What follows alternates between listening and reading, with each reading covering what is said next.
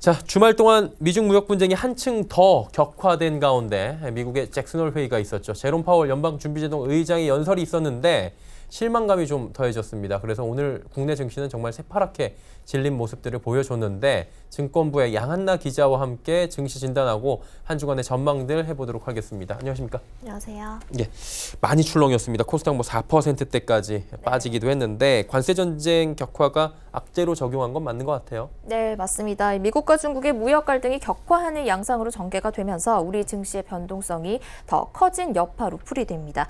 지난 주말 중국이 미국에 750억 달러 규모의 추가 관세를 부과하겠다고 밝혔고 또 여기에 미국은 즉각적으로 중국의 5에서 25%의 관세율 추가 인상을 예고하면서 맞불을 놨습니다. 이런 미중 간 관세 부과는 비단 미국과 중국의 경제 성장률을 낮출 뿐 아니라 글로벌 경기 전체를 악화시킬 수 있는 요인이 될 수 있기 때문에 오늘 한국을 비롯한 아시아 주요국 증시들이 다 약세를 보였습니다. 여기에 대해서 미국 잭슨홀 미팅에서 제롬 파월 연준 의장의 연설 역시 별다른 내용이 없어서 투자자들을 실망시켰습니다. 파월 의장은 경기 확장을 위해서 적절하게 행동하겠다라는 기존 입장을 되풀이하는 데 그쳤습니다. 네. 미중 간의 무역 분쟁이 좀 잦아드나 했더니 더 확전되는 모습까지 보여주다 보니까 변동성 요인으로 작용을 하는데 이게 언제까지 작용할까요? 네, 당분간 이 미중 무역 분쟁 우려가 물론 계속되겠지만 이 미중 갈등이 극단적으로 고조되는 가능성은 낮다라는 분석이 나옵니다. KB증권은 미국이 중국에 대한 압박 강도를 높일 수 있는 한계에 다다르고 있다라고 진단을 했는데요. 트럼프 대통령이 원하는 만큼 관세율을 크게 높이지 못했고요. 또 레리 커들로 백악관 국가경제위원장은 감세안을 언급하기도 했습니다. 이 미중 무역 협상의 강도 조절이 유일한 이 미국 경기 부양책이라고 판단을 했다는 건데요.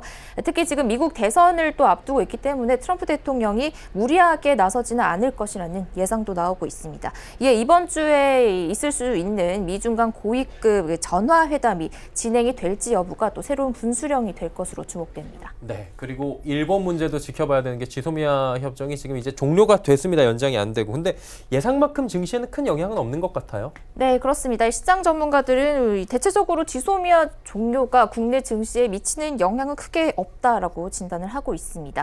KB증권은 우리 정부의 지소미아 종료가 한일 갈등에 대한 미국의 적극적인 중재를 압박하는 의도가 담겨 있는 것이지 이게 한일 관계의 새로운 신호로 해석할 필요가 없다라고 설명을 했습니다.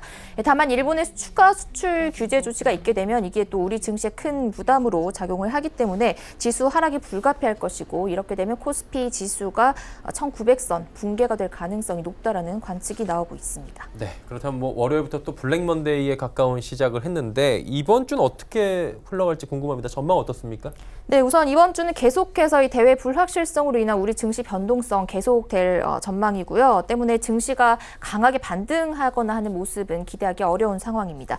시장 전문가들은 코스피가 1900선이 위협을 받을 수 있다고도 분석을 하고 있는데요. 대신증권의 이경민 투자전략팀장은 당초 제시했던 하반기 코스피 밴드 하단이 1850의 지지력도 장담을 할 수 없다고 우려를 표시했습니다. 곽현수 신한금융투자연구원도 이 코스피가 1900선에서 1950점이 합리적 저점이라고 판단을 하지만 일시적으로 쇼크가 올 경우에는 잠시나마 1870선 내외까지 밀릴 수 있다라고 전망을 했습니다. 이 얘기들을 종합을 해보면 이 1900선이 만약에 깨질 경우에 1800선 후반까지 밀려날 수 있지만 이게 일시적으로 그칠 것이라는 전망이 지배적인 건데요. 여기에 대해서 윤지호 이베스트 투자증권 리서치 센터장도 의견 주셨습니다. 불확실성이 팽배한 상황이기 때문에 강한 반등을 기대하기는 어려워요. 그래서 변동성 구간이다. 저희는 1900 전후에서는 깨지더라도 일시적으로 봐요. 자, 급락한 오늘 시장의 이야기 그리고 한 주간의 주간 전망들까지 증권부의 양한나 기자와 이야기 나눠봤습니다. 고맙습니다. 감사합니다.